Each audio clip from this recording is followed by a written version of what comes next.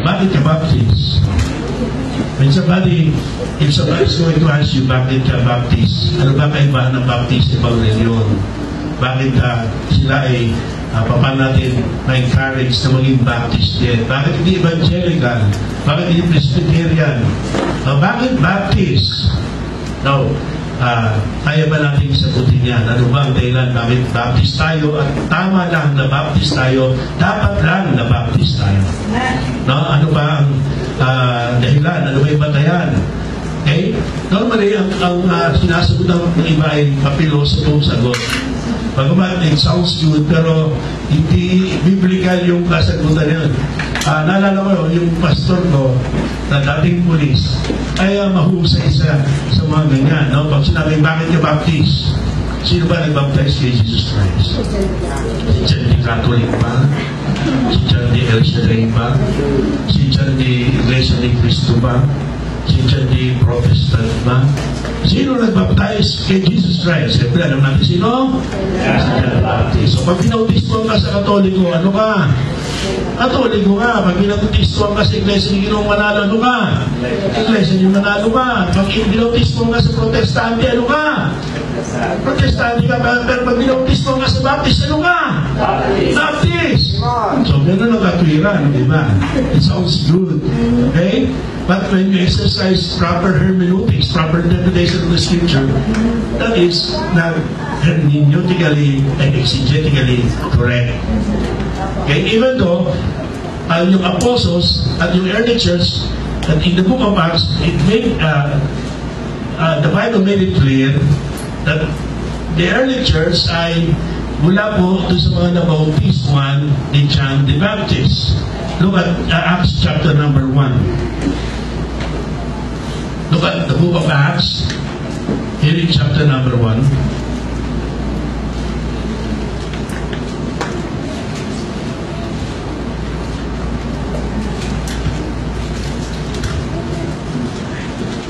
So dito po ay binabanggit yung mga pangalan ng mga unang mananampalataya sa opisyal at yung panahon ng Iglesia sa ilalim ng Book of Acts. Tapos dito po sa verse number 5 ay binanggit ang pagbabautismo ni Juan Bautista.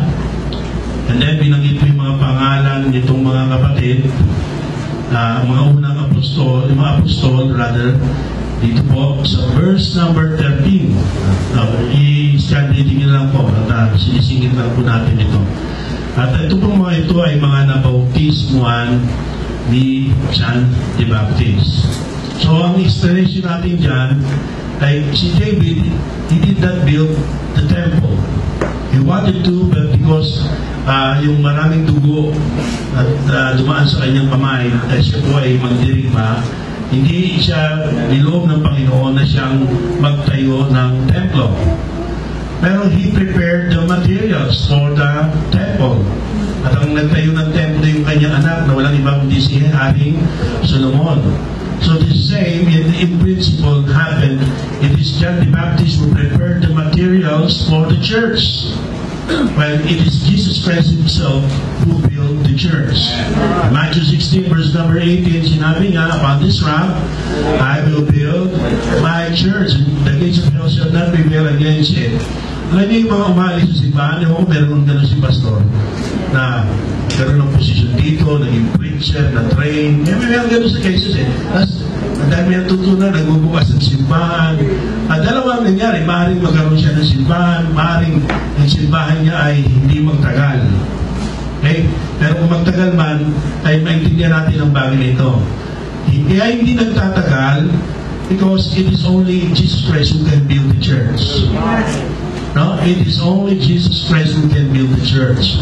Si pastor ang ginamit ng Panginoon dito, si pastor ang pioneering dito, gaya ko sa Paranaque. But in all honesty, it is Christ who built the church through us. Ginamit naman kami. Kaya kung meron kang isip na magaling ka na, natuto ka na, graduate ka na, preacher ka na, hindi mo lang nakasundo yung pastor, o hindi mo na-divide yung church, o hindi mo napaalis yung pastor dahil gusto mo palitan at magtatayo ka na sa rin iglesia, magkakaroon ka ng malaking problema. Because only Christ can build the church. At kung yung church naman ay magpatuloy, isa lang alam natin, that is not the church of the Lord Jesus Christ. Sapagkat kailanman hindi magtatayo ang Panginoon ng iglesia sa pamagitan ng taong rebelde, sa pamagitan ng isang taong walang otoridad. It is only through proper process, proper authority, proper protocol that Christ ay in-extend niya yung pag-build ng church, pagkakaroon ng mission at pagkakaroon ng ganap na iglesia afterwards. So, ang tawag natin yung kolorum. Diba? Kolorum. Illegal.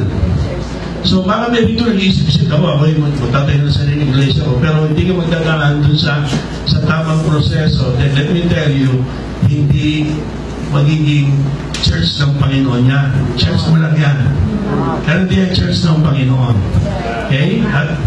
That explains why kung ano-anong method, system, liberal practices, and worldly practices ina-adapt nila sapagkat unless they adopt all those practices that are not biblical, hindi talaga sila dadami o magtatagal. Para ikaw manatili, hindi ka man dumami pero manatili sa kabila ng hindi yung popular na sistema ang pinapractice mo, hindi yung gusto ng tao, at ang pinapractice mo is the Word of God, ay isang ebidensya na si Kristo ang nagtayo na iglesia niyan. You don't have to compromise. You don't have to make your church liberal. You don't have to adopt yung worldly and yung mga practices ng mga wrong again. Born again pala. Hindi mo kailangang gayahin yung mga ginagawa ng Pentecostal, gano'n. Sabi, dami-dami. Pag inabot ka ng Sabado niya sa Parañaque, matatrapi ka na. Bakit? Ang dami na dumadalo doon sa Racial Time Movement. Ang dami na dumadalo doon. Ay, nakakalungkot yung mga tao na yon. Nakakaawa. Hindi paramihan yan sa ministry. Alam nyo, iba po yung usapin ng success tsaka God's blessing. Ang problema kasi ngayon, na may condition ng mga tao, pati ng mga Christian churches, to be successful instead to decide God's blessing. No, ano yung successful? Yung pag may malaki kang simbahan, pag marami kang membro, pag maraming suporta, malaking offering, pag maraming sasakyan at mamahaling sasakyan. Yung mga bagay na by themselves are not wrong. Kung ikaw ay naninindigan sa tama, sa Word of God, ikaw ay sumusunod sa Word of God, at i-bless ka ng Panginoon, malaking simbahan, maraming miyembro, malaking offering, at magandang sasakyan, why not? Pero hindi yun lamang, at hindi yun ang pangunahing sukatan ng pagpapala ng Diyos sa isang gawain. Amen? So, sapagat kung pinag-usapan natin, yung palakihan ng simbahan, sino bang mas lalaki sa simbahan ng Katoliko? Kung nasa New York ako, lalaki ng cathedral doon eh. Lalaki, pero sinasara nung time na yun, hindi sinasara dahil nandun ako ha. Sinasara dahil walang nagsisimba. Ang lalaki ng simbahan ng Katoliko sa New York. At dito sa Pilipinas, di ba lalaki ng cathedral dito? O, kung hindi man Katoliko, iglesia ni Ginong Manalo. Ang laki-laki ng kanilang sentral. Parang palasyo, malayo pa lang, makikita mo na. Yung nag-work pa sa UAM yung ate ko, milyonaryo yung boss niya. At sasama ng mga milyonaryo na nag-bid sa isang chandelier. Lahat ng milyonaryong Chinese at iba pang nandoon, nanalo sa bidding. At alam niyo kung sino yun? Si Eranio Manalo. Siya yung pinakamalaki ang binid at nabili yung chandelier na yun at yung nakadisplay ngayon doon sa sentral. Napakayaman, napakalaki ng simbahan. Successful. Pero God's blessing ba nasa kanila? Wala. Amen? O successful pero ang blessing ng Panginoon wala. Si Kibuloy. Ang yaman ni Kibuloy. Ang daming membro. Magaganda ba yung mga membro sa choir? Di ba? So, paramihan ng membro usapan. Ang tanong, successful ba? Oo. Pero yung blessing ba ng Lord na doon? Wala. Amen? Hindi tayo nini-judge, pero wala. Ang daming member ng El Shaddai. Ang daming followers ni Soriano. Successful sila. No? Yung anak ni Mike Velarde, at sila yung developer ng multinational at naging representative dahil sa kanilang party list. No? Pag yan umalis, iba-iba sa sasakyan araw-araw. Successful. But can you honestly accept that God's blessing was upon them? No. Especially that we know the Bible. Hindi yun ang batayan ng tunay na tagumpay o lalo na ng pagpapala ng Panginoon. Ang batayan ay doon po sa paninindigan sa pananampalataya once and for all binigay ng Diyos sa kanyang iglesia. No, yung pamamaraan ng pananambahan at paglilingkod sa Panginoon na ibinigay sa kanyang iglesia. So kaya maraming naiingit akala kasi nila yun ang Lord's blessing. Marami naiingit dahil akala nila yun ang pagiging true successful. No, hindi. Ano sabi doon sa Joshua? This book of the law shall not depart out of thy mouth. At ang ending ko, ano sabi mo? Thou shalt meditate therein. Di ba? Amen. So, thou shalt have good success. So, anong pinag-usapan na good success doon? Malaking simbahan? Maraming pera? Maraming membro? Hindi. Yung paninindigan sa Word of God. Yung pagiging matibay sa Word of God. In fact, doon sa Psalms 1, no? Blessed is the man that walketh not after the counsel of the ungodly, nor standeth the way of sinners, nor sitteth in the seat of scornful, but his delight is in the law of the Lord. And in his law that he meditate day and night. And according to verse number 3, and he shall be like a tree planted by the rivers of waters that bringeth forth his fruit in his season. His leaf also shall not wither, and whatsoever he doeth shall what? Shall prosper. When we talk about success, we cannot separate that from the Word of God. And true success, good success in the sight of God, are those who earnestly contend for the faith. Yung naninindigan sa Word of God. Eh umalis man, kung konti man, hindi man yumaman, hindi man tumami, pero naninindigan sa Word of God. No. So, yung mga baptist na tayo kilala, kinamatay pa nga ng mga ninuno natin eh. Can you imagine? Only because of water baptism. Marami sa kanila pinatay. Binalatan ng buhay. At pag sila'y nananauli yung kanilang ulirat, nagpe-praise pa rin sila ng Word of God, nagpe-praise pa rin sila sa Panginoon. Binukutan ng ulo, ginawa pang ilaw yung ulo nila, tinulong sa daan, at sinilaban at ginawa pang ilaw sa daan. Pinakain sa mga pangis na hayop. And can you imagine, the only thing these people must do in order to survive was to compromise. Para hindi sila patayin, ang kailangan lamang nilang gawin mag-compromise. Sabihin kay Lord, Lord, alam mo naman nasa puso mo eh. Pero magkakailala ko sa harapan nila. Para mabuhay lang ako. At para magamit mo ako, Lord. All they have to do is to compromise in order to survive. Pero hindi sila nag-compromise, mga kapatid.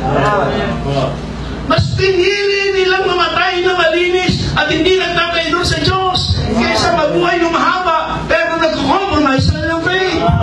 At ganong klase ng Kristiyano, makinig kayo, hindi natatakot ang diablo sa malaking simbahan, hindi natatakot ang diablo sa maraming miyembro, hindi natatakot ang diablo sa magagaling sa sakyan, hindi nanginginig at natatakot ang diablo sa magagaling at maraming choir. Natatakot ang diablo doon sa kahit kakaunti, kahit pinag-uusig, kahit pinapatay, pero naninindigan.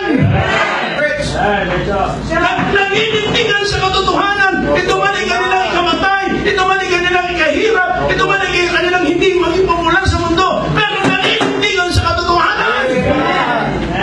Yan ang Baptist. Maraming Baptist po sa buong mundo. Nung nasa Amerika, Pastor Ali, ilang beses sa Amerika, ako sa beses pa lang. Pero ultimo na ako ng 2023. Lord willing, makabalik. Pero nasa Amerika ako, nakapag-preach po ako sa 33 churches nun eh. Throughout ministry. Yung isa di ako nag-preach, pinakanta ako. So pag ako pinakanta dyan, mag-preach ka rin. Namili ako, kakanta na rin ako, mag-preach. Pero, sa Amerika, daming Baptist Church. Yabang-yabang dito, this is Catholic o ano. Punta ka Amerika, parang matauhan ka. Sa East Coast ba yan? Sa Georgia, may nakita pa nga ako. Magkatapat daw, Baptist Church. Sa South Carolina, kaya pala mayroong First Baptist, mayroong Second Baptist. Kita nyo, kaya pala Southern, mayroong Northern, may Western, may Eastern. Ang daming Baptist po doon.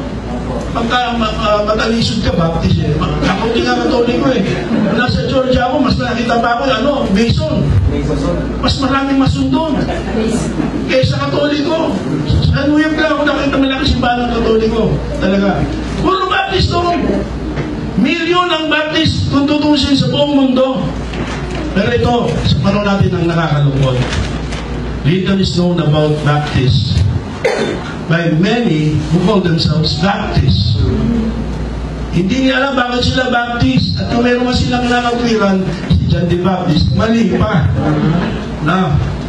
At ano ang dahilan? Bakit Baptist tayo? Bakit pinili natin ang Baptist? Ano ba yung nagbigay sa atin ng kaibahan sa ibang reliyon, sa ibang denominasyon? Bakit tayo Baptist? At anong dahilan? Why is there a lack of knowledge about Baptists? Why is there a lack of knowledge nowadays about Baptists? Una kasi, nung araw, ang evening service, ginagawa nilang training program. At ang training ay, ang aim is to make disciples. At ang emphasis po ay Baptist doctrine, Baptist practice, and Baptist history. But nowadays, hindi na masyadong ginagawa yan. If not, they no longer exist. No? Hindi na masyadong. Kaya thankful ako sa Panginoon. You should thank God for your pastor and you should support your pastor sa pagkakaroon ng ganitong conviction. Hindi mo sinasabi na dito siya, binubola ko. No, totoo yun. Dahil marami hindi na itinuturo yan. Marami hindi na itinuturo yan. Kaya yan ang dahilan. Hindi na alam na iba bakit sila Baptist. Dito na po ako lumaki. Nasa pala ako nanay ko, Baptist na ako. Ganun may pagiging Baptist. Kaya pag nakabinigyan ng babasahin ni Ed Lapis, tanggap kay Ed Lapis. Pag binigyan ni Ed Bonben, tanggap din. Akala kasi pare-pareho. Pag dalo ka sa CCF, sa GCF, sa BFF, dadaluhan mo. Akala mo kasi pare-pareho yan. Born again. No, wrong again. Bakit? Hindi natin train. So you should thank God. I praise God for Pastor Ann for having, not because ako in-invite niya. Mas magaling magturo. It's an honor. Pero, the mere fact na ito'y pumasok sa isipan niya, pasok sa programa, it's really good. Napakaganda. Malimit ako rin po ako speaker pag Macedonia. Lagi ito binibigay sa aking topic. Ewan ko ba? No. So, isa pang dahilan, maraming galing sa ibang church na napupunta sa Baptist. Ang problema ng mga Baptist churches, tanggap na lang ng tanggap. Kahit na hindi baptism, tinatanggap na member. So, nangyari, nawawala na yung paninindigang Baptist. Aside from that, hindi nila naintindihan na iba yung Baptist. Pagkat yun nga naging kultura.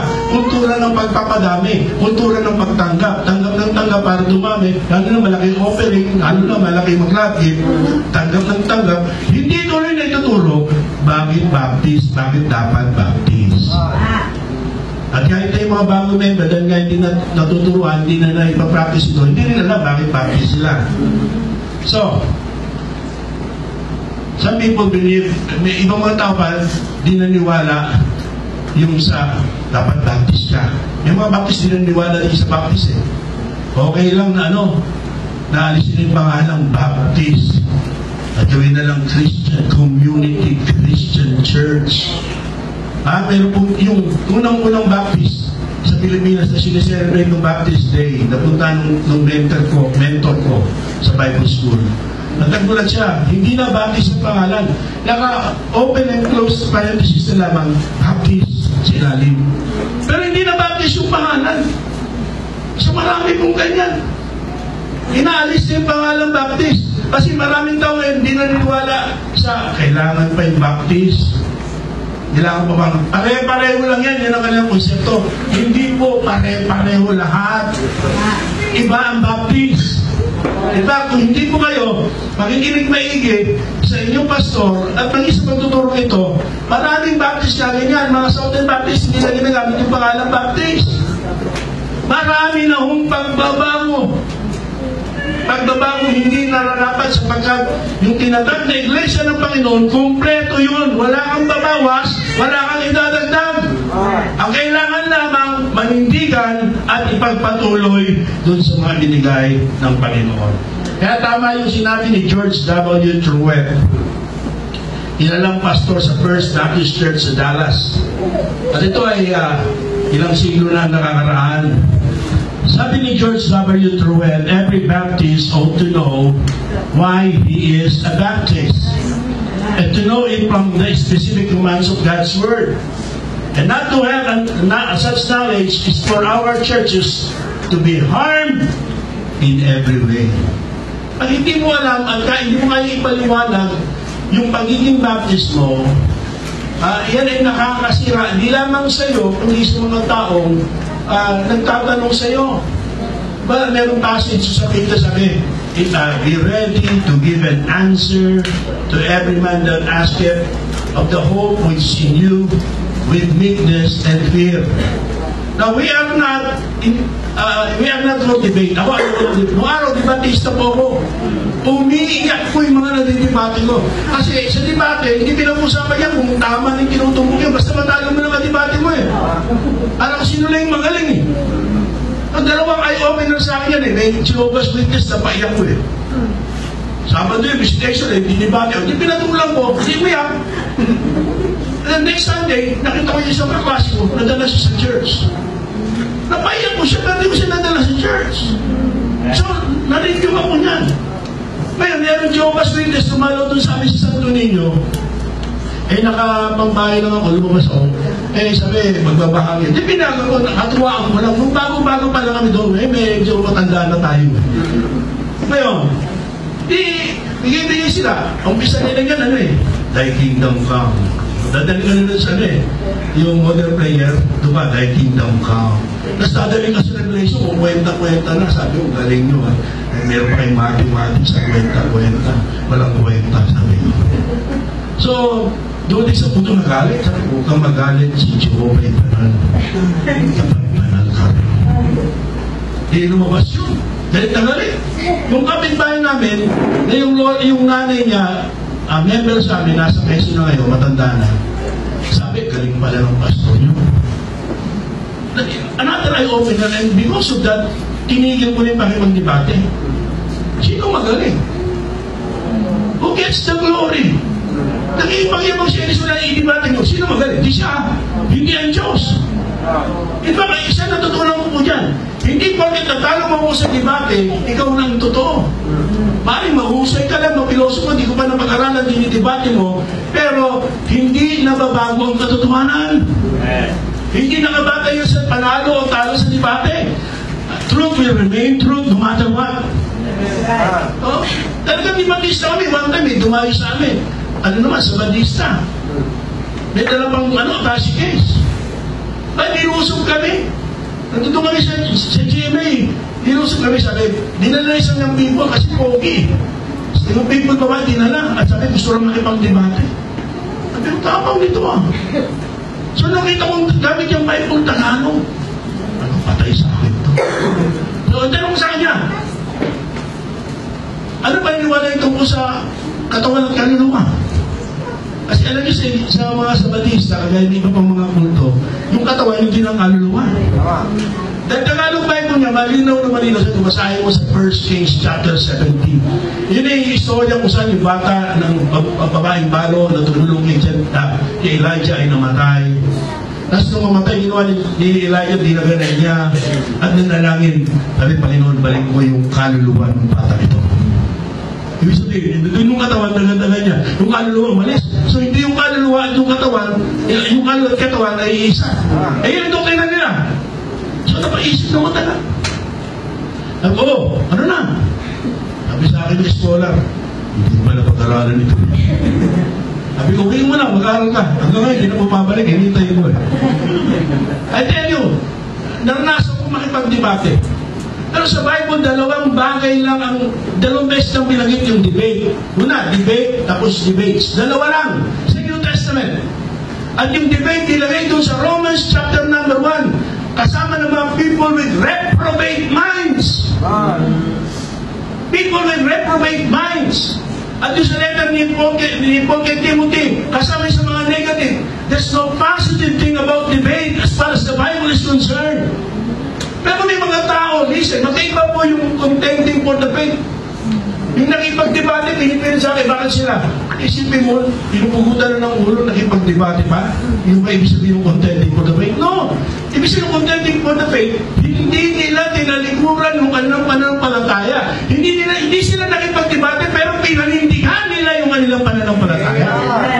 Ngayon, kung may magtatanong sa sabi ng Bible, if any man asketh of the hope which is in you, be ready to give an answer.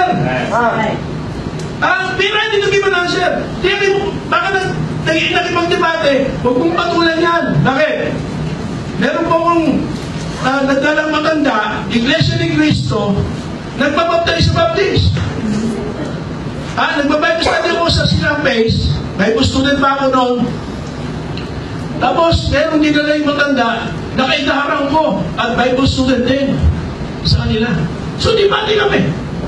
Ang hilig nilang debate kung sa pagka-Diyos ni Cristo, di na lang ko ano yung Ebanghelyo. Sinagot ka, yung ano kung doktrina nila. Yung bautismo. Yung Ebanghelyo nila eh.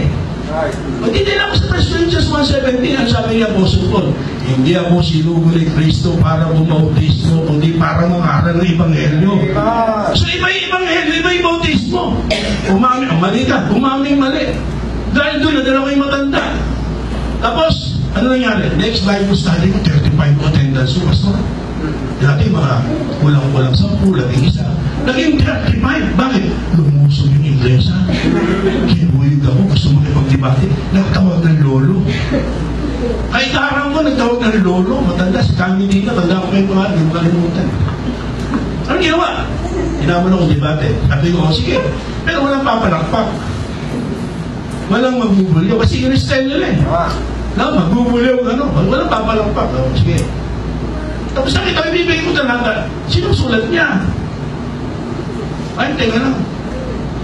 Sayang lang talaga. Okay.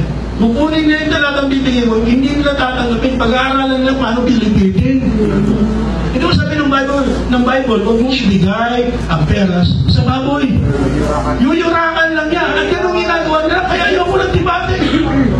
Nung nasilita si Kamidina, sumabad yung isa. Ay, sabi ko, ayoko na, hindi ka sumusunod sa usapan. Pakita ko sa debate. Mahirap po yung pakipag-debate. Hindi po yan malugod-lugod sa Diyos. Pero pag may nagtatanong sa'yo, dapat handa ka. Bakit ka Baptist? Member po. Bakit ka na nagpa-member? Bakit hindi sa Christian Fellowship? Bakit hindi sa Evangelical? Bakit sa Baptist? Dapat handa po tayong sumagot. Kaya nga nasabi ni George W. Truett. Hello po. Okay. Ngayon, ang pagiging Baptist po natin ay hindi kaya mong ipaliwanag ng simple lang. Ang pagiging Baptist natin ay binubuo ng mga aral at pananampalataya na siyang nagpaiba sa atin sa ibang reliyon. Now, yung acronym pong Baptist, nakita ko yung acronym na Baptist, isa-isa po nakalagay dyan, yung ating ilan sa mga pangunahin at ito yung pinagkaiba natin sa ibang reliyon.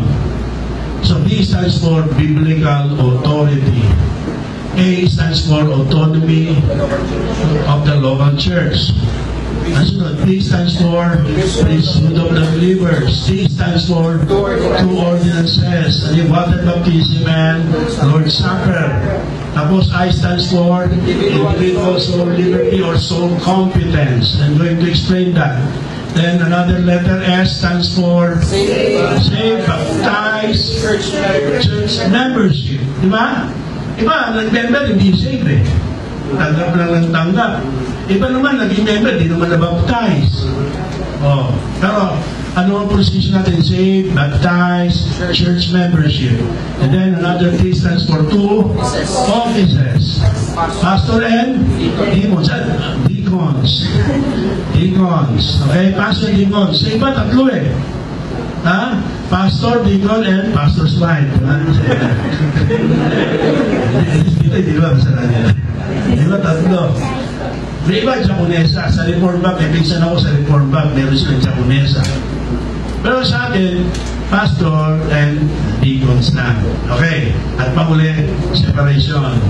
Okay. Primarily separation of church and state.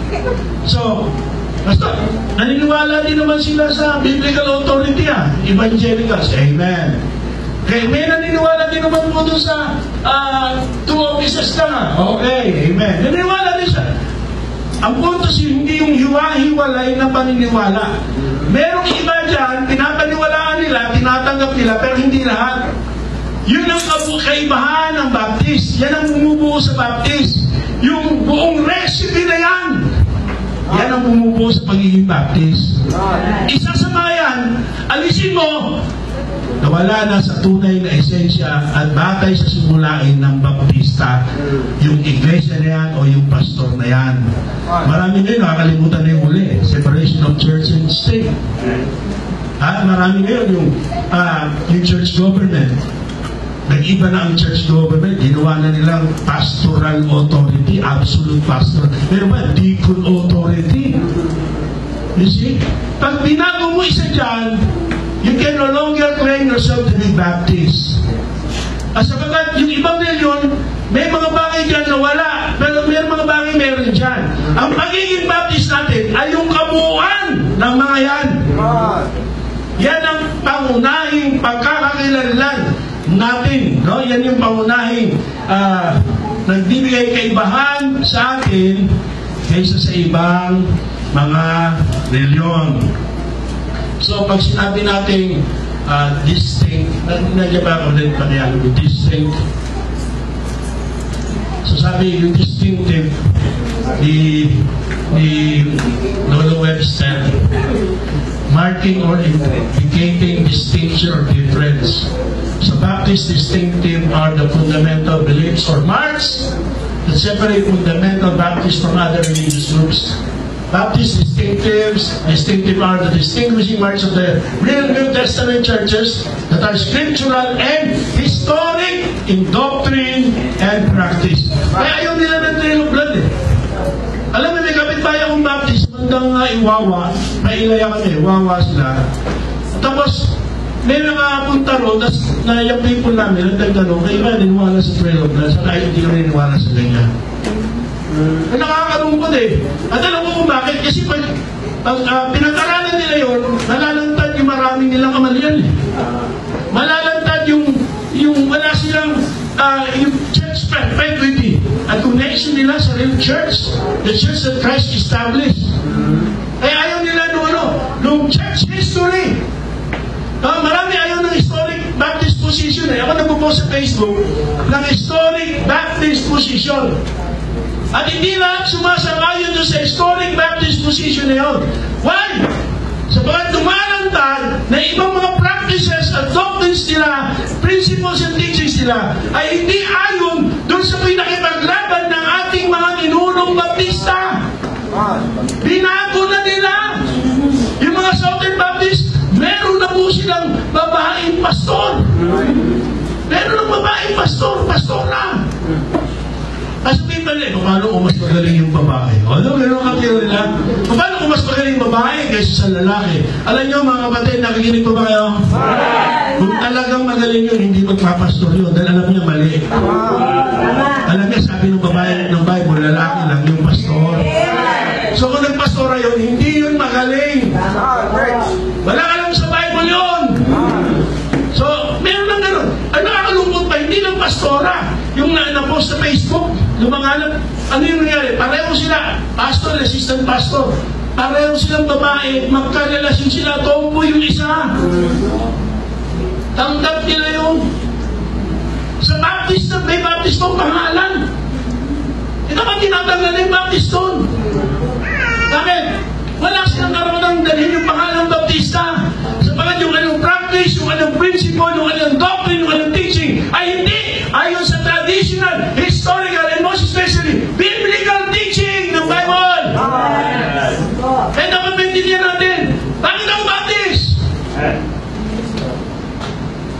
Ano ba yung ating posisyon? Umpisa natin dun sa biblical authority. So, what makes Baptist? Okay. Ba't makibalik?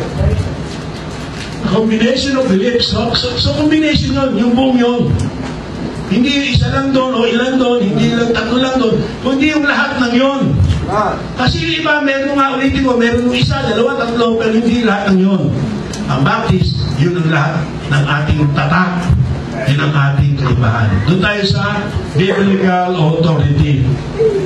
So, Bible as the sole authority for Christian faith and practice. Yun ang ating belief. Ang ating belief is the Bible is our authority for faith and practice. 2 Timothy chapter 3, verse 16 and 17, ang sabi, all Scripture is given by inspiration of God and is profitable for doctrine, for reproof, for correction, for instruction in righteousness, that the man of God may be perfect, truly furnished, and all good works. Have you noticed? All Scriptures. Alam siya, yung notice, dinitis yun eh.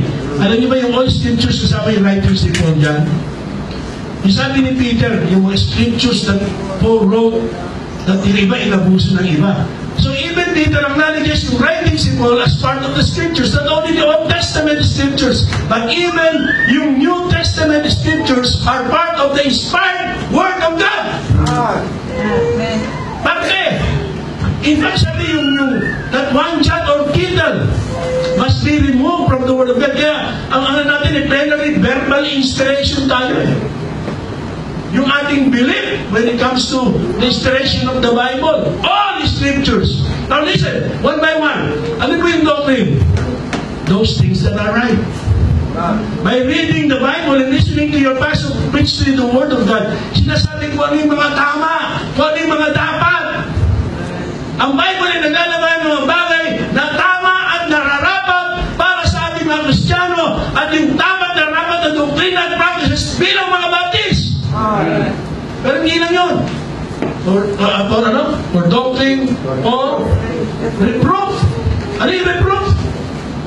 Those things that are not right. Sinasabi rin ng Bible ano yung mga hindi tama.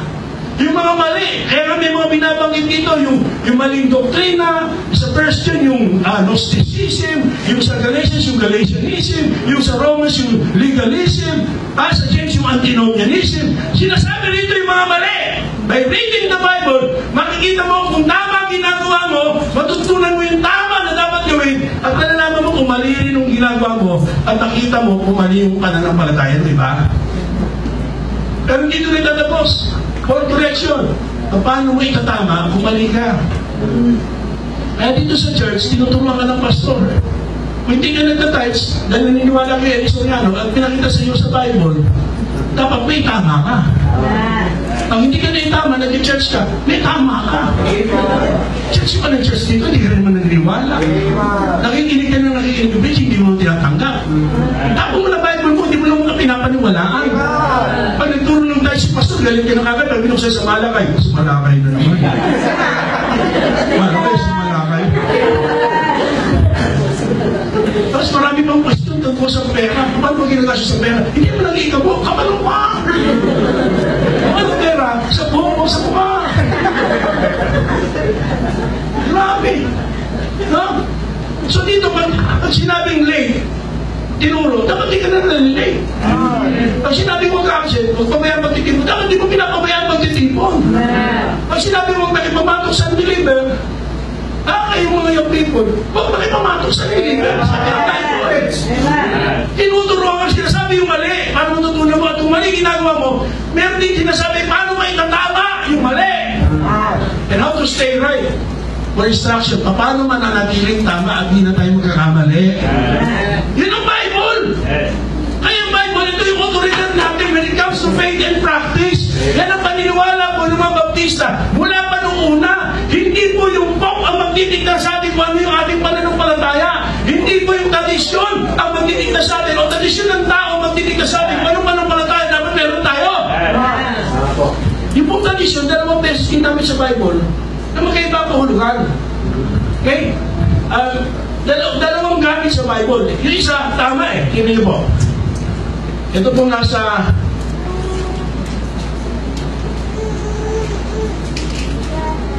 Thessalonians. Kaya haba ito, pinaalala ko bigla. Wala naman sa outline. Chapter 3, verse 2 Thessalonians 3, verse 6. Meron ba kayong verse na? 2 Thessalonians 3, verse 6. Ano sabi? Now we command you, brethren, in the name of our Lord Jesus Christ, that ye, ano raw? Ano, sabi-sabi, that ye withdraw yourselves from every brother that walketh disorderly, and not after the tradition which ye received of us. Wala pa kayong Bible, tatlo lang ang basa eh. Di ba kayo magbasa? Ha? Okay. Withdraw yourselves. Oh, every brother, ibig sabihin, saved. Hindi natin sinasabing Baptist ng unsaved. Hello? Sad to say, maraming Baptist hindi saved. Hindi nga nagbabasa ng Bible. Ano yung Bible, pero hindi nagbabasa ng Bible. Ano ba yung one time, nagdala akong basurahan. Pag nagpapalito ko ngayon, hindi nagbabasa. Pinakuha mo yung Bible, tapon yung basurahan. What's the use of bringing your Bible? That's right. You were given the opportunity to read it. Kaya hindi ako makingimig. Kahit hindi na ako imbitan, okay lang naman. Yung Bible ka pa. Hindi mo lang binabasa. Ang ganda ba ng Bible, from cover to cover, may cover lang. Read your Bible. Ano sabi? May tradition. So, hindi natin sa evangelical, hindi yung Kristiyano, maraming saved yan, masave pa nga sa Baptist. Marami sa Presbyterian, marami sa ibang reliyon. Hindi ba sa mga kulto talaga? Kasi nagliligtas naman hindi Baptist, si Kristo. So maraming Baptist hindi ligtas eh. Marami. Bakit nasa church yan? Diba yung mga style, yung mga klaseng Kristiyano yan, diba? Nasa ano ko yan eh. Yung church na church, pero nagmumura pa rin. Dito, nagmakata, praise the Lord, paglabas, nagmumura, nagkichismis, alam niyo tawag yan. Kristang. Christian, curse. O iba, pagkatapos dito, nagsusugal, nagtutungins. Meron dito, wala naman sa akin. Nagsusugal. Kasi sabi pa, lalaki pa naman si pastor eh. Ano tawag doon? Kaya, no? Kumakaya eh. Kaya hindi lahat, masabi mo, say, pastor eh, no? Di ba mabait, pag hindi mo tinatamaan sa preaching, nakikauta ka ng ganun eh. Pag tinamaan mo na, kaaway mo na, pastor! O, ang tawag doon, Christianak. Yung Christianak, maamo yan. Pero magiging halimaw, pag medyo nasa linggo, maraming Christiano ganyan, nagpapakilala mo siya, Christianak. Pero pinakaburito ko sa lahat, yung patapos sa service nila abangan yung mga member, paano lang tinitindahan, meron ba ganun? Oo, tapos sinisigil pa si pastor kasi 2 gives. Isa sa umaga, isa sa gabi. 2 gives. Ano tawag niyo dyan? Christian gift. Christian gift. Ang daming kakaibang Baptist sa mundo.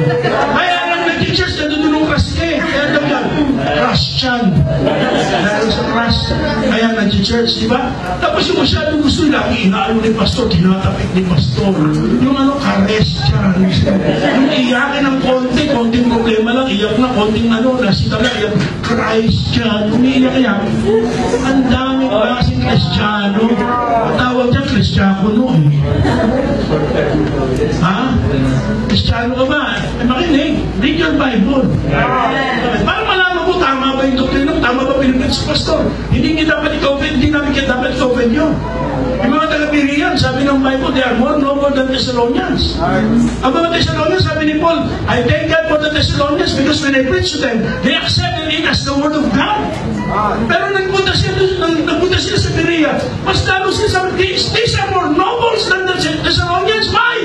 Hindi lang nila tinanggap, pinaka-aralan pa nila araw-araw. Hindi nila tama yun. Hindi yung pagdating ng linggo, doon lang papagpangit ng Bible dahil nilito ko. Ako Sunday, tsaka ng mag-church. The Bible is our authority. So you should read your authority. You should read the Word of God. You see, we believe the Bible is not convey the Word of God. It is the very Word of God. Ang Biblia ay salita mismo ng Diyos. Salita ng Diyos. So bakit di mo babasahin? Love letter to ng Diyos sa atin. Instruction letter ito ng Panginoon. Bili ka ng libro, how to be successful, how to be a successful leader. Read your Bible. Lahat yan nandun nasa Bible. Lahat yan. Gusto mo love story, nasa Bible din. Pag-ibig ng Diyos sa atin nandito sa Bible. Gusto mo ng gera, may ligas sa gera. Read mo pa Revelation yung gera mangyayari sa inaharap. All of it nasa Bible. Gusto mo ng history nasa Bible. Read your Bible. Pray every day. And you grow. Don't read your Bible. Don't pray every day. And you shrink. Tapos sa sink. Hindi ka sa'yo. Read your Bible. Importante yung Bible. Ito natin. It is the light unto our path. Tama ba yun? A lamp unto our feet. And a light unto our path. Young people, sabi ng Psalms 119, verse 9, where without a young man cleanses way, by taking heed thereto, according to thy word. Thy word have I hid in my heart, that I may conceal against him. Yeah, I said against him. We need to read the Bible in order for us to be well equipped. You see, the men of God may be truly furnished, able and equipped for the ministry. Hindi yung, dapat ikaw may alagad na. Hindi, alagain ka pa eh. Dapat nagdi-disciple ka na. Hindi, nagdi-disciple ka pa. Saan ka nakita, member, kailangan mo pa lalang sumamba. Member, kailangan pang sunduin. Hindi, dapat ikaw ay nanununtunan ng iba. Dapat ikaw ay dinidisciple ng iba. Eh bakit? Kasi sa preaching, hindi nakafocus. Ano yun pa? Focus. Ano nung pinagagawa niya? Akala mo na hanap ng... So bakit naka-cellphone mo? Hindi, naglalaro. Nagpe-Facebook. Diba? Nakakalungkot. Hindi lahat ng panahon nagkaroon ng oportunidad, nagkaroon ng Biblia katulad natin. Mapalan tayo. We have the Word of God. Talagang mamamatay na tayo, hindi natin kaya ubos ito. Mabasa mo ng buo, pero yung laman niya, pag hinimay-himay mo, hindi mo mauubos yan. Yung ay mga ninuno natin, nanindigan yan eh. Hindi nagpasakong sa Katoliko, hindi tayo protestante. Hindi tayo galing sa Katoliko eh. At maraming mga Anabaptist, na kaya sila tinawag na Anabaptist sapagkat hindi sila sumasang-ayon sa Katoliko, kahit mamatay sila. And by the way, dinrap na yung Ana, naging Baptist na lang. At ang mga pinaninindigan natin ng pangalan na yan. Na pinagbuhusan ng dugo ng ating mga ninuno. Kasi mula sa founder ng ating Panginoong Jesucristo. Pag namatay ka, punta ka sa langit, makita mo si Pedro. Gusto Pedro po, kinamatay nyo. Ginako ko sa krus, pero ayokong ipa ko kagaya sa Panginoon, nagpapakawa ko ng patiwari ko. Ang gano'n ba? Eh, ikaw, ano kinamatay mo? Sabi kayo, Pablo lang ito. Pilibutan ako ng ulo. Pero, gano'n ba? Eh, Tomas, sinaksak ako sa India. Eh, ikaw ba ito? Binalagan ako ng buhay. Ang mahirap. Eh, ikaw, tinanong nagtatanong, ano kinamatay mo? High blood. Kapakain. Kaya ngayon, hindi na train of blood eh. Train of high blood eh. Namatay, cholesterol. Namatay, buya. Kaka-Facebook, kaka-ano. Alam mo yung Facebook? Ano yung Facebook ako? Kung pinamasma yan. True that, nakakapag-disciple ako eh. True that, nakakapag-soul winning ako eh. True that, ako-communicate namin yung mga members namin nasa abroad eh. Pero kung puro mukha mo, pinapakita mo ron, matakot ka. Masawa ka sa mukha mo, lalo na edited mo pa. Hindi na tayo. So, sigaw ng mga ninuno nating Kristiyano, kaya hindi na nasunod yung outline natin yan. Sumaybayaw na lang. Sigaw ng mga ninuno nating Kristiyano, sola scriptura. Narinig na ba yan? Sola scriptura. 5 solas yan eh. Sola scriptura, soli Deo gloria, sola gratia, solus Christus, sola fide. Yung 5 solas na yan, okay, ang ibig sabihin na sola scripture, scriptures alone. Ano yan? Latin, ha? Latin. Okay. Glory to God alone, grace alone, Christ alone, and faith alone. Basta mong sola scriptura, our only rule of faith and practice is the Bible. Ang doktrina natin, panampalataya, buhay, batay sa Biblia lang. Hindi batay sa tradisyon ng tao. Meron tradisyon, yung tamang tradisyon, yung binigay ng Panginoong aral sa mga apostol, at kung sino mang hindi lumalakad, sabi ng Bible, binasa natin, withdraw yourselves from them. Kaya hindi tayo nakikipagkaisa sa ano eh. Kaibigan natin sila, pero para i-join natin, maki-join tayo sa worship service nila. Hindi. Kasi, yung meron silang practices, that is not according to the apostolic tradition. That is not according to the Bible. Tapos anong purpose natin sa church? Bakit may ganito? Bakit dapat natin alamin ang pagiging baptist natin? So, for the glory of God, to glorify God. All for the glory of God. Yan ang dahilan kaya tayo nasamba at dapat sumamba at hindi dapat pabayaan ng pagsamba. Hindi dapat magdalawang isip sa paglilingkod. Hindi dapat magdalawang isip sa pag-iikapo. Hindi dapat magbabaya sa soul winning. Hindi dapat magbabaya sa doktrina. Bakit? Because pag pinabayaan mo lahat ng bagay na, can you still glorify God in your life? Alam niyo, kung ma-establish yung conviction niya sa church, Pastor, ma'am, walang problema sa church eh. Kung everything we do it for the glory of God, there will be no problem in the church. Hindi ka magdedekam sa pastor, magdedekam sa pastor, alam mo, it will not glorify God eh. Hindi ka magdadalawang isip sa pag-ikaw mo, alam mo, it will not glorify God eh. Mas na-establish sana sa isipan natin yung ating purpose in existence as a church. Why we exist as a church is to glorify God. Hindi yung parang gusto, ang tingin ng ibang tao, ang church parang restaurant eh. Diba? Titingnan nila, anong klaseng church to? Masarap ba pagkain dito? Ano ba menu?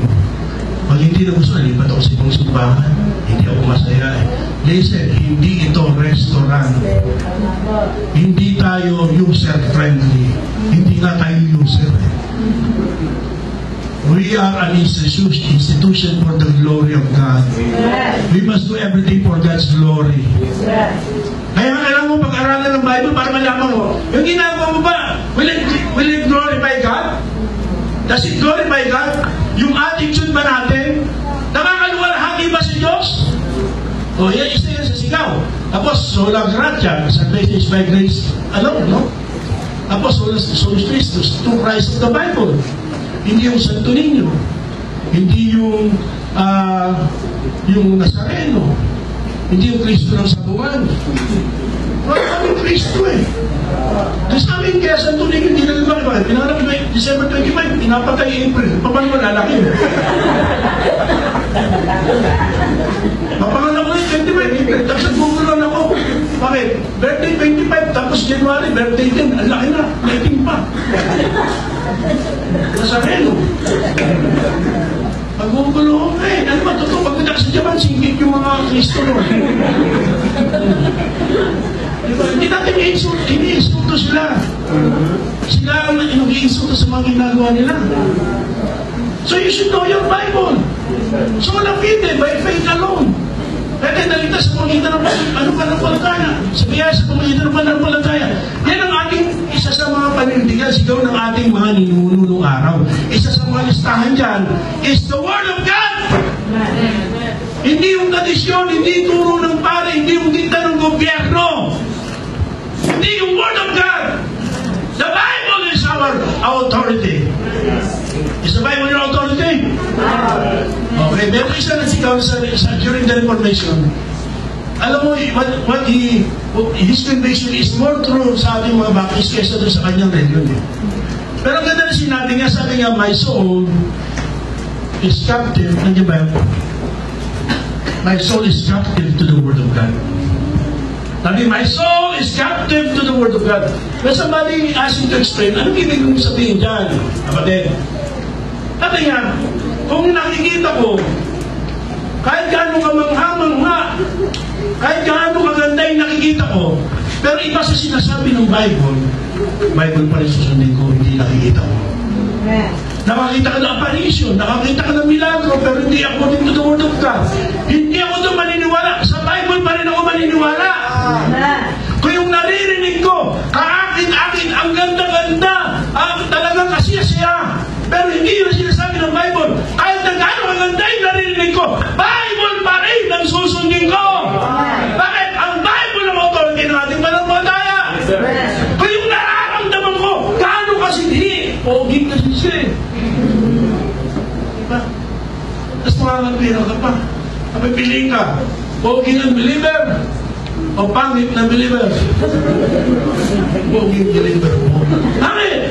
Yung kung pananampalataya na mabago pero mukha hindi na. You cannot face your problem if your problem is your face. Pero kung talagang soul na eskriptura ka, your soul is captive to the Bible, kahit gaano kasidhi ang iyong nararamdaman. Gaano kadindi yung nararamdaman mo, kilig to the bones. Bible pa rin susunod. Hello? Bible pa rin susunod. Kahit nasaktan ako, siyempre bisitang pastor na yan, sakit naman magsalita. Kahit nasaktan ka, Bible pa rin susunod. Hello?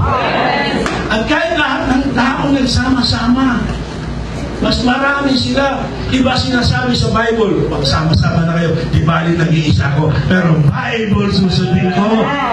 Yun ang Baptist! Bible ang sinusunod! Bible! Kasi, bakit? Ilang isang araw, isa sa pupusan para magbigay sila tayo, Bible. Isang araw. Try to imagine, no? I read a book. I love reading books, presentation books. I-describe niya yung, di ba, God is a consuming fire. And the way He described yung demon judgment, yung paghatol ng ating gawa bilang Kristiyano. Tayo, Kristiyano, sa demon judgment, yung unbeliever sa required throne judgment. So, dala-dala rin natin yung mga fruits or products of our labor, earthly labor. Diba, dalawang klase yun, combustible materials and non-combustible materials. Baka masusunog at di masusunog. Dayami, kahoy, sabi tapos, yung mga mahaling hiyas, diba, hindi masusunog. Eh, sabi ng Bible, God, Jesus Christ, this God is a consuming fire. Kung ipipicture po ninyo, i-picture nyo dun sa mga pelikula, di ba pag merong hari, tapos lumalaw yung mga ambassadors, mga subjects, sabi mo dalang regalo. At minsan regaluhan dahil hindi yung gusto yung regalo, pinapakusahan. Dahil marami regalo, tuwa. Ganun ang picture ng demon judgment eh. Bawat isa sa atin, hihilera doon, dala-dala mo yung bunga ng iyong paglilingkod at naging pamumuhay at pagsamba sa Panginoon dito sa lupa. And Christ is a consuming fire. Lumalapit ka pa lang. Kung ang dala-dala mo, kapatid, puro dayami, puro kahoy. Habang lumalapit ka, naaaboy yun. At ilalagay mo sa kanan ng Panginoon, puro abo. Kaya mapapahiya ka eh. Kasi nasa simbahan ka naman, natutulog ka lang eh. Hindi ka naman nakikinig. Akala ko rin tumatakot ako. Christian to ka pala. Alam ko ba naman umiibig, ginaganahan pa naman ako. Listen, it is not the quantity, but it is the quality of service that we're rendered to God. Yung paganda lang yung ginto, o mamahaling hiyas, di ba habang nalalapit ko sa apoy, lalong na-purify ka? At alam niyo, may nagsabi sa amin nung araw, Kristiyanong nireview ko member namin, di ba rin ako wala akong reward, basta nasa langit ako, napaka-service mo. Kasi yung mga rewards natin, ilalagay natin sa panan ni Jesus Christ yan eh. At sasabihin natin, pag-alatag natin sa panan ni Jesus Christ, Thou art worthy, Lord. I'm not worthy of any reward. Thou art alone. No, Thou alone is worthy. Thou art worthy, O Lord. Amen. Nandala na yung abo. Lumalapit ka parang naabo na. Yung mga services po sa mag-church, naabo bakit tulong eh. Yung supposed to be labor mo at product na yung pagbabasa ng Bible mo, naabo eh. Yung umarin mo, naabo bakit hindi touch eh. Yung visitation mo, naabo bakit hindi ka naman talaga ng soul winning eh. Yung pag-pinipigit mo, palunod mo, naabo bakit hindi mo talaga nag-pray eh. Kaya katiyakin natin yung ating labor. Because God is going to examine what sort. When yung word na sort sa Greek, ang ibig sabihin nun, qualified service. Not quantity, but quality. At malalaman mo natin kung iyong binabasa ang Bible at nakikinig ka sa preaching ng Bible at tatanggapin mo. Because the Bible is our authority. The Bible is our authority. Nasa Amerika ako, sabi na sa Major Self Ministry Ron, I will give you a good definition of Baptist. At binigay niya acronym ng Baptist ulit. B stands for born. A stands for again. P stands for people. T stands for trusting. I stands for in. S stands for scriptures. And T stands for truth. Baptists are people, born again people, trusting in scriptures truth. Ang Baptist, hindi mo pwedeng iwalay sa Bible. Ang pagiging Baptist mo, hindi mo pwedeng iwalay sa Bible. At kung wala kang alam sa Bible, anong klaseng Baptist ka? Baptist yan. Hindi man bad test. Bad testimony o lumilipad. Okay pa kayo? Hello? O, lipat tayo sa pangalawa. After biblical authority is what? Autonomy of the local church. Okay, marami na tayong nilaktawan. Pwede na studio. No. 11:30 na, sabi ako 11:30. Which one, Pastor? 11. Tapos ito, break muna tayo. Autonomy. Ano yung sabihin ng autonomy? What does it mean to be an autonomous church? So I have that on the slide. Now, scripture natin yan in Revelation 1:11. Let's go back to the verse, brother. Saying, I am Alpha and Omega, the first and the last, and what thou seest, write in the book, and send it unto the 7 churches which are in Asia, and to Ephesus. So, those 7 churches are real churches, real local churches. Alam niyo, yung book of Revelation, you interpret it in 3 ways. Yung una yung tinatawag na contemporary interpretation. Totoong churches yan na nag-exist noon. Hindi yan invento lang, hindi yan symbolic or hindi yan parabolic churches. Those are true local churches na nag-exist noong araw at nagkaroon ng mga problema even sa Philadelphia. No? Tapos, yung tinatawag na composite interpretation. Ano yung sabihin ng composite interpretation? Bawat message sa local church na yan ay applicable sa bawat churches sa panahon natin.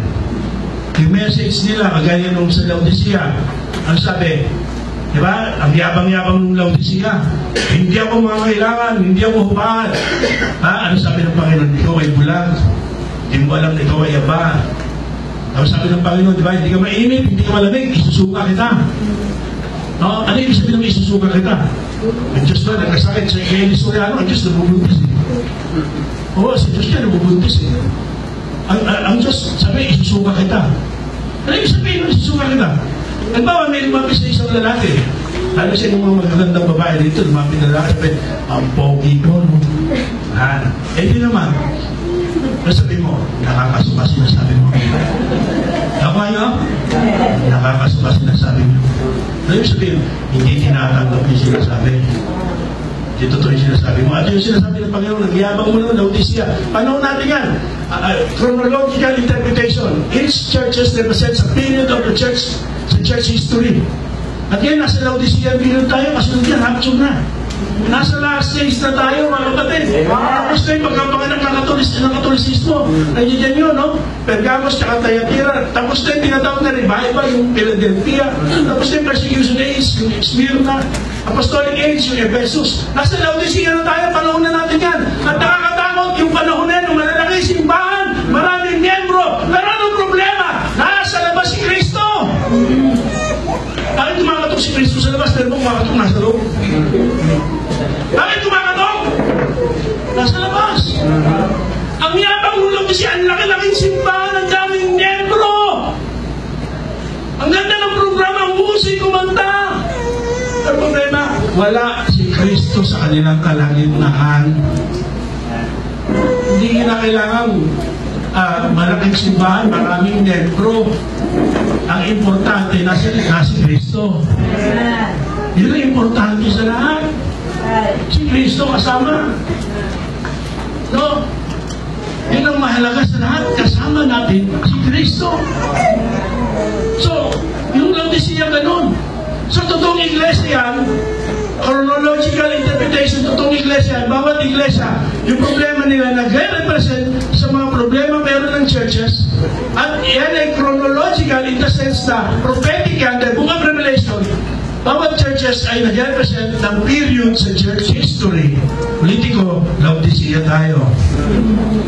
And yet, pag binasa niyo po yung 7 churches, mapapansin nyo, ang dealing ng Panginoon ay per local church.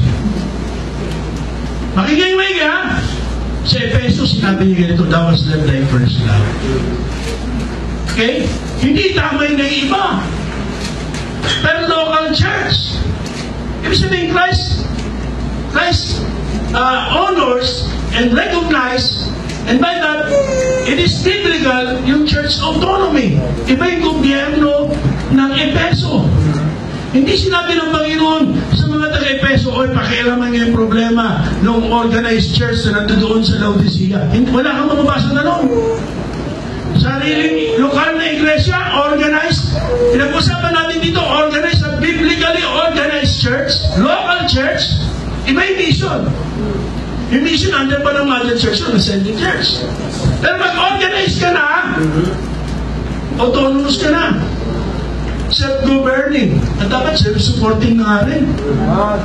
Self-governing. Now, first of all, yung paninindigan na yan is to contest yung effort ng Katoliko at ng gobyerno na kontrolin yung gobyerno ng bawat iglesia kasama ng Baptist Church.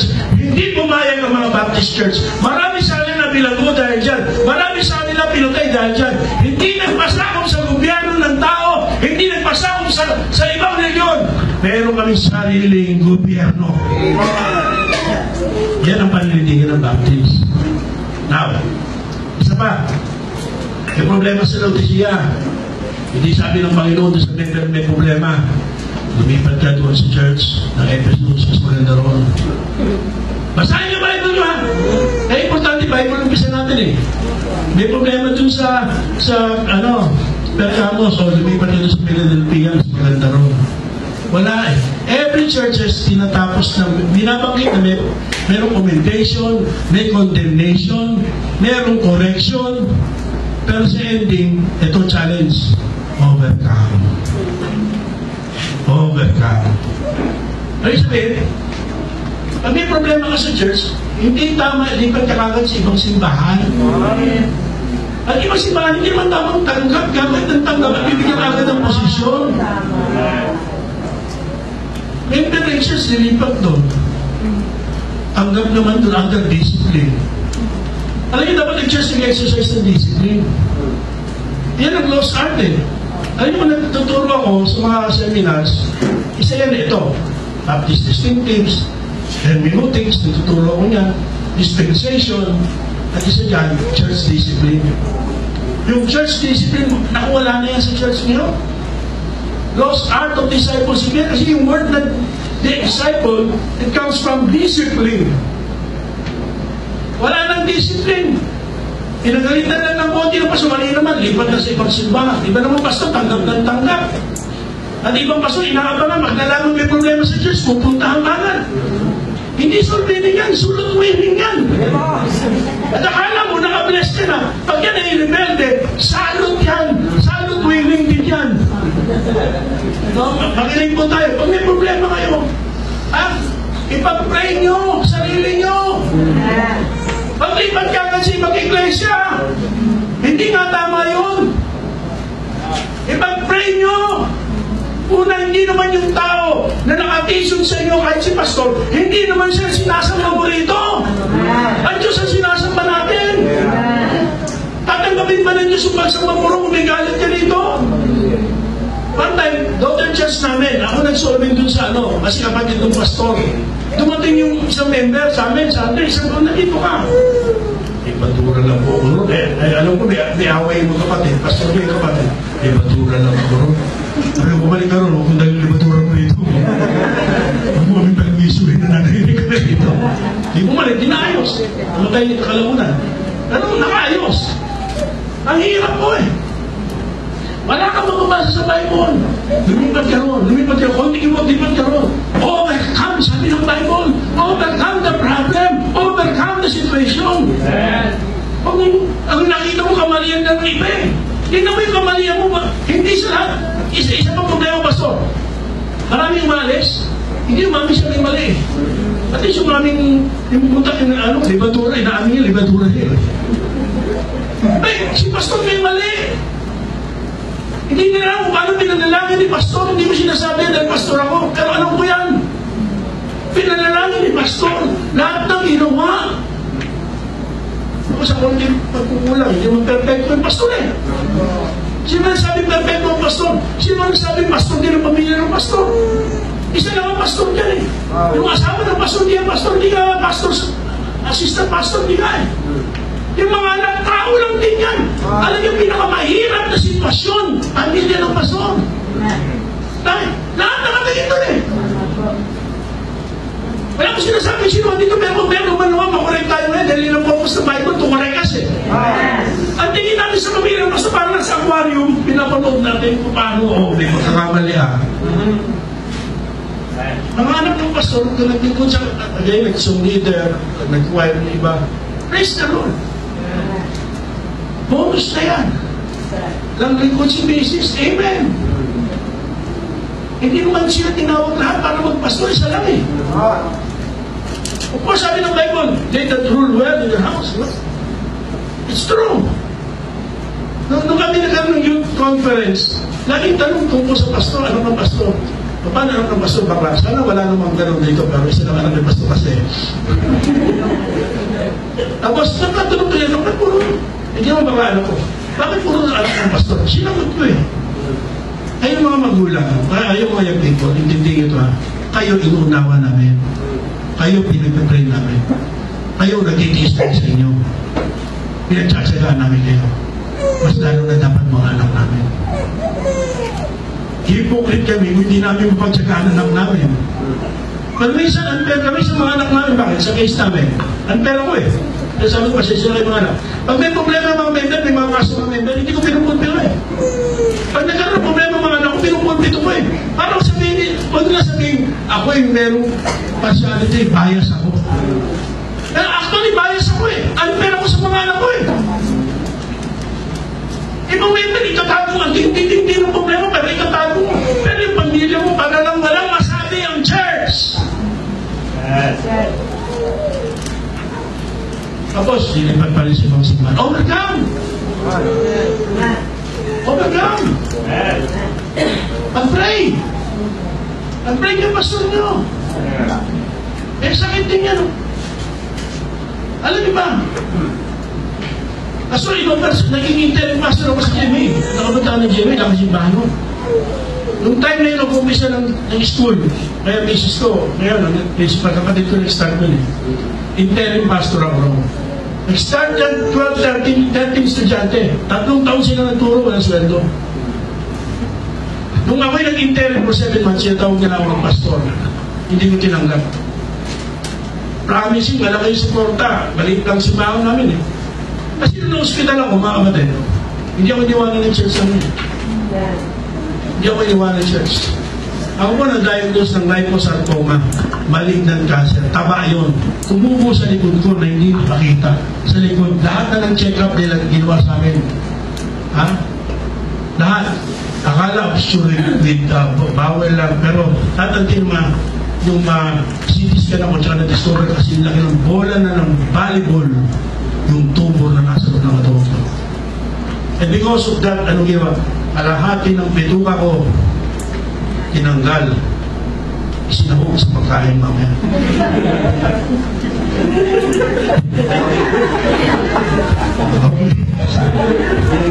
Tinanggal. Pastor, wala akong left kidney. Left kidney ko tinanggal. Hindi ako nag-dialysis. Tinanggalan ako ng spleen. Ang spleen is one of the major organ, antibody organ natin. Binawasan pancreas ko dahil napalutan din ng konting mas. Halos wala nang laman sa loob ko. Kung pinakita kay Sol, yung isang baldibangi, isang bayong, daming tinanggal. Pwede ka magtinda nga ng koto, saka isang, menudo. Tapos pa naman ako operahan eh, taningan pa ako.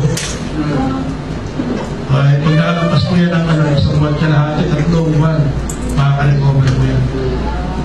Ay, talaga naman, kahit pastor ka, hindi ka maiyak ka na, lipan mo anak ko yun. Eh sabi ko, pamuntayan ako sa ospital, naiiyak ako eh. Tapos pastor sabi sa akin, pastor, di bali ng metaning, huwag lang metaning. Maraming letter, wala naman tayo, pero metaning. Okay. Gusto mo yun.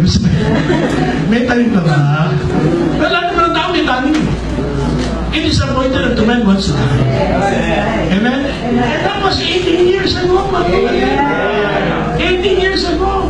Hindi dahil maupo yung bulate, basta mapunta mo. Sabi ng Psalms 118, kaya Edison, 118 verse 17, i-encourage ko mga pastor. Pausap ko sa Amerika si Pastor, yung namatay na, matanda, yung class na namatay. When Siciliano, lakas pa mag-preach eh. Sabi nga, this is my verse. Psalm 118 verse 17. Meron ba 118, 17? Pag wala, mag-invento ang kapatid para. I shall not die but live and declare the words of the Lord. Gagamitin pa pala ako ng Panginoon, gagamitin pa si Pastoral eh. Kaya ka buhay pa, may gawain ka pa sa Panginoon eh. Kaya, ang sobra ka naman eh. Buong bituka mo, 2 kidney mo, may spring ka, buong pancreas mo, ang lakas mo kumain. Hindi ka naglilingkod. Ay, sana magpalit na lang eh. I-donate mo na lang 80 mo kayo, pastor. Hindi ka naman naglilingkod eh. Walang kabuluhan ang buhay mo, kaya tayo nabubuhay, kaya tayo ligtas para maglingkod sa Diyos. Ay, anong maganda mo din sa katawan mo, sa kumpa mo? Pag namatay ka, aligabog din, kababagsakan yan. You only have one life, sabi ng kanta. And only what's done for Christ will last. Member ka ng Autonomous Church. So dapat kasama ka sa pagsuporta sa gawain na yan, dahil supporting na yan eh. Paano hindi mo mga pastor na yan? May mga pastor yung churches na nagsusuporta, pero time namin wala gano'n. Yung time namin, sabi ng pastor namin, mag-solving ka, your church will support you. One time, dahil nag-Bible study ako, 1988, hindi matawag ba sa inyo? 1988, nag-Bible study kami sa Pasay. 1989, sabi ng pastor ko, hanap na kayo ng lugar. Eh, ang pastor ko may pagka-corporate. Ano yung corporate? Ano po? Yung modern corporate. Ang gusto namin ng pastor ko, mura at libre. Wala pa akong libre sa Pasay. Parang wala akong magiging mura. pera. At sa kakapal sa akin, punta pa nga ako Aklan, so hindi ako sa mga kamag-anak ko sa Aklan. Tagal na nanay ko eh. Pagbalik ko, ang hirap ha. Dahil sabi, punta kayo ni Pastor Iber. Ganun Pastor Iber. Kasama ko si Pastor Ber. Pastor Ber, may project na Baptist din ako. Hingi ng tulong para makapagtayo kami, makakupa kami ng gagawing bahay sa bahan. Kasi doon lang kami sa Ginto Sports Complex eh. Pag mayroong liga na championship, hindi namin marinig dahil mayroong mga drums. Tapos sa umuulan, basa kami doon. Ang lalagay kami ng ilaw, tatanggalin namin, siga, hakutin namin. Yung sila namin, ginagamit pa minsan, walang paalam sa amin. So, lipat na kami. Walang pera. Punta kami Ebert. Eh, Pastor Ebert, mabait. Sinero mo lang kami. Hindi kami tinulungan. Sinero mo lang kami. Pero naging challenge sa akin. Sabi ko, Lord help me. As much as possible, I will teach my people to support our ministry and me. At hindi ko hingi ng tulong sa iba. Pupunta ako sa Amerika, nakakuha ng tulong pero di lang naman din. Pupunta sana ako Canada dahil yung mga kapatid ko eh. Pero hindi ako humingi ng tulong sa iba. Alam niyo, may isin pa lang kami, nagsusuporta na kami ng missionaries. Basta una pa kami nagsuporta kaysa sinuporta na. Pero yung pag-aaral ng anak ko, yung SS ko, pag-ibig ko, ano pa, PhilHealth ko. Dati kasama pa, yung tumigil sa Lord si Mrs. dahil alin pera namin. Tapos, pag-aaral ng anak ko, yung nagkasakit ako, tinulungan kami ng church namin. Kaya nang ino-offer sa akin GMA, hindi ko tinagap eh. Bakit? Minahal ko yung church namin eh. Kahit hindi sila marami, kahit marami rin makulit. Pero minahal ko.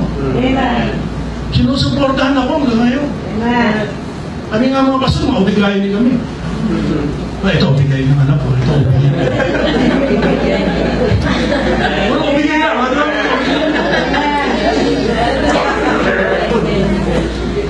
Tapos yung anak ko, nagtapos na electrical engineer, trabaho sa fire engineer. Yun ay aming choir director, siya nag-depends kayo umaga ito. Tapos accountancy yung anak naming babae. 20 plus yung sa anak babae, 50 plus almost 60 sweldo ng anak mo lalaki yan. Big title sa Diyos mga pamilya ko, 20% kami, 10, lahat ng glory, modesty aside. 10% tithes, 10% offering. Hindi kami humingi ng tulong. Mag-anniversary kami. Ang pinainihin ko lang sa church, magbigay kayo ng anniversary offering, walang toka-toka. Bibili kami ng t-shirt, i-distribute sa mga bisita, mga daughter churches namin, at yung aming mission pastor, missionary. Tapos, yung hindi ako nahingi ng special offering. Kung lahat lang ng member tapat sa tithes and offering, hindi mo na kailangan bang kumari ang offering. Just be faithful giving your tithes and offering. Pero nakita ko yung mga member na tapat na kaloob. Nasa Amerika na, nag-offering pa sa amin. Nandito, pinagpapala ng Panginoon. Yung mga corporate, yung mga belekoy na binalutan ng sampoy, yung mga tira-tira, ano yung sobrang kunat. Makunat din ang Diyos sa inyo. Ano yun? The Bible challenges us. Diba? Grow sabi ng Panginoon. Kasi we cannot outgive God eh. So kung faithful ka sa Panginoon, mas malaki giving mo, hindi papatalo ang Diyos sa iyo. Pero ba't hindi pera lang kayo ibigay ng Diyos sa iyo? Magkaroon ka ng malusog na katawan, maayos na pamilya. That's enough. More than enough. But we cannot outgive God. Bakit? Bakit dapat gano'n? Ha? Dapat kasi nagsusuporta talaga sa church. Yung members. Sinusuportahan yung pastor. Pag birthday pa ng pastor, siguro meron mong gano'n. Pag anniversary, meron pang gano'n. Sinusuportahan. Ang pastor tinutulungan, hindi pinagtutulungan. Ay, sabi rin. Alam mo lang alay sa Facebook, pinagtutulungan. Yung tulungan, hindi pinagtutulungan. Naalala niyo si Moses. Habang tinataas yung tungkod ng Moses, nananalo sila. Pero pag nangalay si Moses ang ginawa, natatalo sila. Wala namang tungkod si pastor, pero tinataas niya rito, Bible eh. Habang tinataas si pastor ng Bible dito, panalo kayo. Pero tao lang yan, may sakit yan, may mga pangailangan yan, may mga problema yan. Hindi lang problema niya, problema niya pa, problema niya. Dagdag ko, no? Praise the Lord. Pag binaba niya yan, nanangina siya, tao lang eh. Talo tayo. So, ang ginawa ng Panginoon, buti ni Aaron tsaka si Hur. Ano ginawa ni Aaron? Binigyan ng upuan. May bato, hindi pinukpok sa ulo. Kumuha ng bato, pero pinukpok sa ulo. Tapos lumapit. Anong ginawa? Ang ginawa ng diakono, habang ginataas ng pastor, nangangalay na, nakabreathing pa rito. Pastor, pakibay ka ba? Ayaw, pastor. Tapos yung iba, gusto kang gawin authority. Akin na yan, pastor. Hindi ganun eh. Bakit sinusuportahan ng pastor, mga kapatid? Do you pray for your pastor? Don't just pray, support also. Your prayer is good. Pero hindi na mabayad yun sa tindahan, hindi na mabayad yun sa doktor, hindi na mabayad yun sa dialysis. Pray for God's miracle. Walang posible sa Diyos. Pero, love your pastor. I know, you love your pastor. So keep on loving, continue loving your pastor. Continue supporting. That's what autonomy is all about. May group kami na bagong pastor. Binubuo na kami ng 30 plus na churches and missions. Aming family. Kaya isa amin, may dalawang daughter churches kami, may isang mission. God's Grace Family. Ngayon, ilang beses ako naging chairman yan, kailanman, 8 years akong chairman yan, kailanman, di ko inisip na kontrolado ko itong pastor na ito, kontrolado ko yung hindi. Natulong kami. Pero parang kontrolin, mali yun. Mali yun. At marami na kaming pinagdaanan, hindi ganun madali. Lalo na lumalaking grupo. Hindi ganun madali. Pero prestige maging chairman. Kamisan may mga jealous rin yung mga bagong batch. Pero, aside from we support one another, primarily dapat ang nagsusuporta sa isang local church, yung church niya, yung mga members. Eh dapat yung mga young people, mag-aral kayo maigi, magtapos kayo. Huwag mo na mag-girlfriend, puro ligaw, pero yung bibigyan niyo mga regalo, galing sa nanay mo. Huwag mo ng boyfriend. Mag-aaral pa, marami ka pang mararanasan, marami ka pang mararating. Maging successful kayo. At pag naging successful kayo, huwag yung kakalimutan ng church at ang pastor nyo. Maging parte sila ng inyong tagumpay. Nakakalungkot eh. Sabi, nagpapaaral kami, nagbibigay kami allowance sa mga anak ng members eh. Magkano rin yun? Di ba sila support kami sa Grace Family? May ibang kumrado, itong kumrado, sabi ko naman sa akin, endo na ako, endo. Lumalis sa church. Okay lang, hindi ko maginawa yun para sa Panginoon ko ginawa yun. Pero may mga gumraduate na hindi man sa akin, ang laki ng tulong sa church. Pagtatiles na, wala yung bagay. Bakit? Eh yun, nagtapos, hindi natapos. Hindi nagpuingon yung magpo-boyfriend, mag-girlfriend. Mag-aral kayo maiging, mga young people. Mangarap kayo mataas, magagsunan ng taas, na mahulog kayo malalim. But support your church. That's what autonomy is all about. Hindi aasa natin sa Amerika. Salamat, tumingin ako ng suporta sa Amerika. Praise the Lord. Kung tumulong yung sending church. Pero kung talagang prinsipyo pag-usapan, primarily, it's not wrong na may tumulong na iba. But primarily, yung local church ang magsusuporta sa kanya. Sana hindi yung problema pag bayad ng kuryente, aircon, gusto ka naman aircon, tumatapat pa, hindi nag-iikap po. Sana nakarecord yung ikap po. Pagkagalit ako yung treasurer, mamaya sa tagal ko na hiningi yung record, sino yung mga nag-iikap po, hindi nag-iikap po. Inakausap ko, pag di nag-iikap po, hindi ako natataka, hindi ko pinupulmi ito. Sabi ng personal ko, hindi ka nag-iikap po ah. O, style naman ang mamaya, Pastor, nakalimutan ko lang, bibigay ko mamaya, kaya nga pinapaalala ko sa iyo. Mag-isip ka yung aming envelope, may picture pa. May picture pa. May pangalan na, may picture pa. Walang kawala. Kailangan talaga. Ngayon, tumutulong din kami sa iba eh. Ganun sa church. So thankful ako sa Panginoon, di sila natitiso. Pinatiso naman eh, medyo na umalis. Bakit eh? Sabi ng Bible yun eh. Support your church. Support it with your attendance. Support it with your service. Support it with your prayer. And support it financially also. Huwag tayong masa sa iba. So that's what church autonomy is all